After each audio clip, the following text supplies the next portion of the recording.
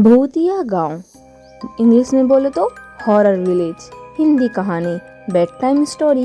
एक छोटे से गांव का नाम था रामपुर। यह गांव अपनी पुरानी दीवारों और गुमनाम गलियों के लिए मशहूर था। गांव वाले कहते थे कि रात के समय गांव में अजीब अजीब आवाज़ें सुनाई देती हैं और कहानियां हैं कि किसी ने रात को रामपुर में भूत देखा है। एक बार की बात है, गांव का एक युवक जिनेंद्र अपने दोस्तों के साथ एक रात के लिए रामपुर गांव जा रहा था। उनके दोस्तों ने भी उन्हें गांव के भूतों के बारे में बताया था, लेकिन जिनेंद्र ने उन्हें हंसते हुए कहा, यार ये सब तो लोगों की बनाई हुई कहानियां हैं। अगर हम डरने लगेंगे तो हमारी जीवन जीने का कोई मजा नहीं रहेगा। गांव पहुंचकर जिनेंद्र और उसके दोस्तों ने गांव के बड़े बड़े घरों के आसपास घूमना शुरू किया। गांव छोटा था, लेकिन रात का माहौल कुछ अजीब था। चांदनी रात की चांदनी अलग ही भूतिया माहौल बना रही थी। 2 रातें हो गई थी और गांव में शांति छाई हुई थी। जिनेंद्र और उसके दोस्त एक विशाल और भूतिया बगीचे की ओर बढ़े। बगीचे में कुछ अजीब सी आवाज़ें सुनाई देने लगीं, लेकिन जिनेंद्र ने उन्हें ध्यान नहीं दिया।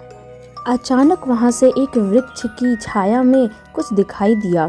वे देखने के लिए वहां गए और वहां एक बड़ी पुरानी किताब खोई हुई थी।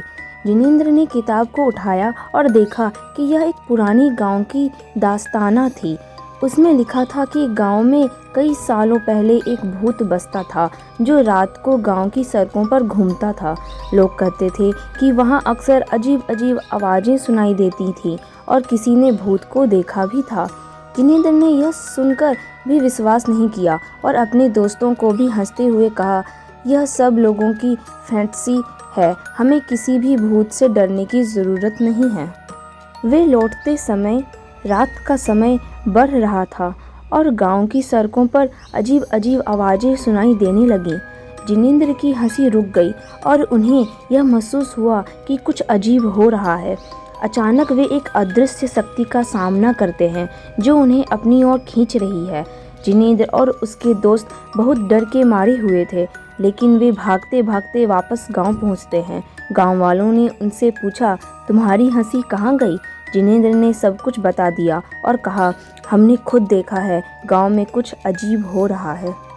गांव वाले ने हंसते हुए कहा, तुम लोगों को भूत प्रेत की बातें नहीं करनी चाहिए, वह सब तो बस किसी की कल्पना है।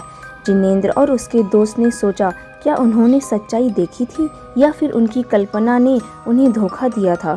लेकिन उनके दिल में कुछ बातें थीं जो वे कभी नहीं भूल सकते थे।